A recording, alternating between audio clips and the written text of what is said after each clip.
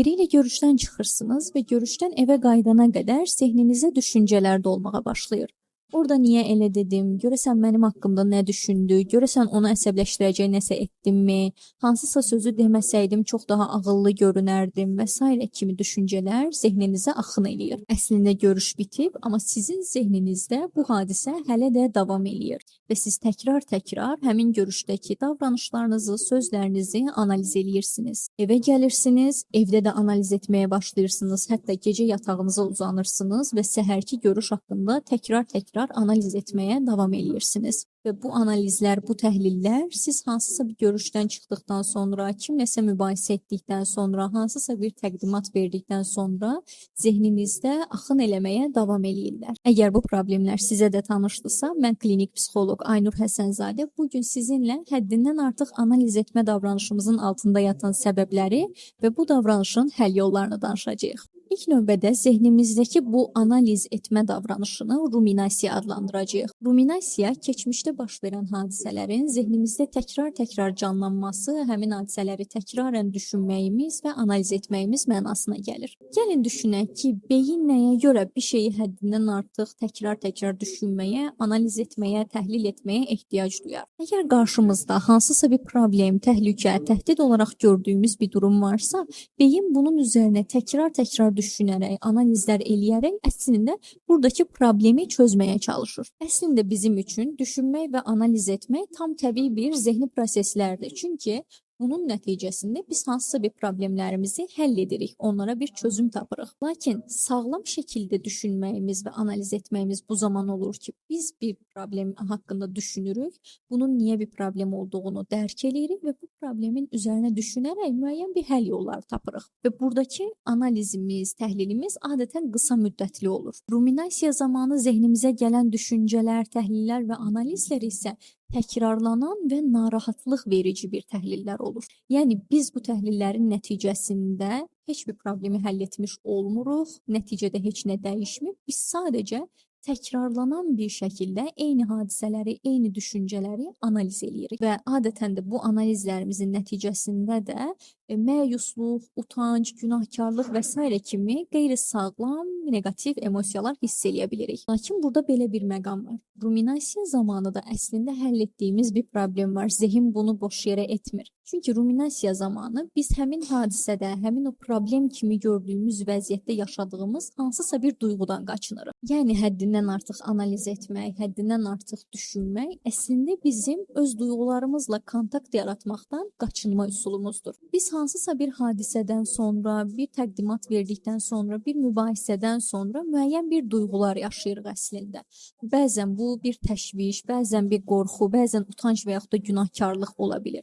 Və əslində həmin anda zehnimiz bu duyğuyla üzləşmək yerinə davamlı olaraq təhlil apararaq, analiz eləyərək, ssenarilər quraraq o duyğudan qaçınır. Çünki zehin bu cür düşünür. Əgər mən bu görüşdə baş verən hər şeyi ən xırda detalına qədər analiz eləsəm, təhlil eləsəm, oradakı nəyin səhv getdiyini tapsam, növbəti dəfə utanc, günahkarlıq, məyusluq, qorxu, təşviş bunları yaşamaram. Qısa müddətdə bu təhlilləri etmək bizi rahatladır. Amma bir nöqtədən sonra biz daha çox təhlil etməyə, daha çox analiz eləməyə, daha çox ssenari qurmağa, daha çox kontrolda tutmağa ehtiyac duyuruq. Yəni ilk başlarda elədiyimiz təhlillər bir nöqtədən sonra bizi təmin etməməyə başlayır. Çünki hələ də orada qalıq qalan, üzləşmədiyimiz, qaçdığımız bir duyğu var və beyin hələ də orada bir yerdə təhdid var imiş, orada bir yerdə təhlükə var imiş kimi düşünür. Bəs yaxşı, burada beynimizin təhlükə, təhdid olaraq gördüyü şeylər nədir? Yəni nə baş verir ki, mənim zehnim bununla üzləşməkdən bu qədər qorxur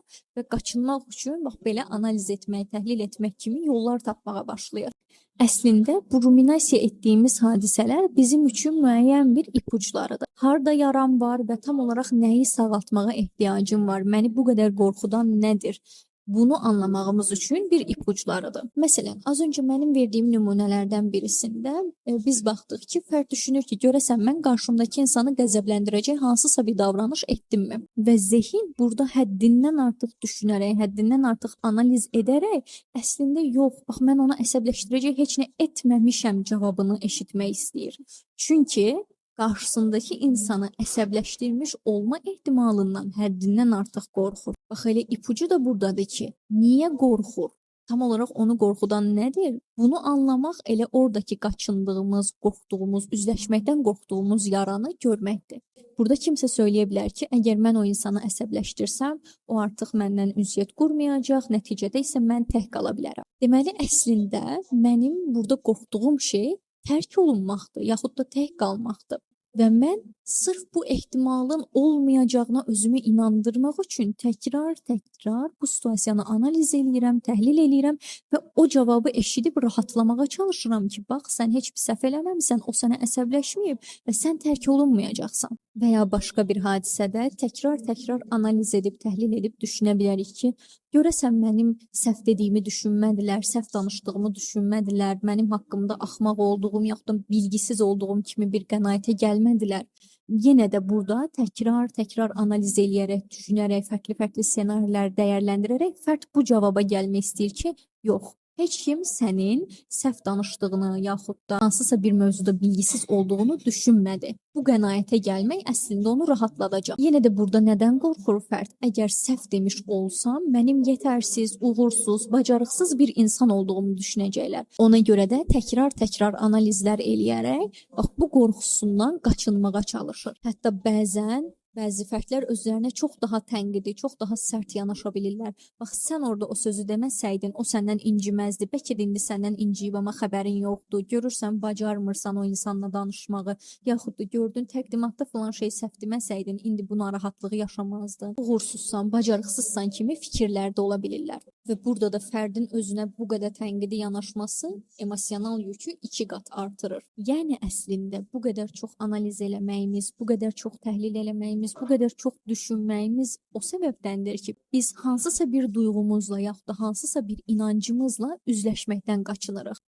Tərk edilmə ehtimalımla üzləşməkdən qaçınıram, səhv etmiş olmaqdan qorxuram və bunu görməkdən qaçınıram, yetərsiz hiss etməkdən qaçınıram, dəyərsiz hiss etdiyimi görməkdən çox qorxuram və bütün bu ehtimallar bizdə o qədər böyük bir təşviş yaradır ki, biz həddindən artıq təhlil eləməyi, analiz eləməyi bu təşvişlə mübarizə aparmaq üçün bir strategiya olaraq seçirik. Bəs yaxşı, niyə bəzi duyğularımızla, bəzi inanclarımızla üzləşmək bizə bu qədər qorxuducu görünə bilir ki, biz onlarla mübarizə aparmaq üçün belə qeyri-sağlam strategiyalar axtarmaq məcburiyyətində qalırıq. Üzləşməkdən qorxduğumuz, bizdə bu qədər ciddi təşviş, narahatlıq yaradan düşüncələrimizin kökü bir çox hallarda erkən uşaqlıq təcrübələrimizə söykənir. Bəlkə də uşaqlıqda bir yerlərdə biz səhv etdim və valideynlərim məndən çox daha yaxşı bir performans gözləyirdilər. Bəlkə biraz mükəmməlliyətçi idilər, yaxud da mənə tənqidi rəftar eləyirdilər və bu səhvimə görə tənqid edildim, utandırıldım, bəlkə günahlandırıldım.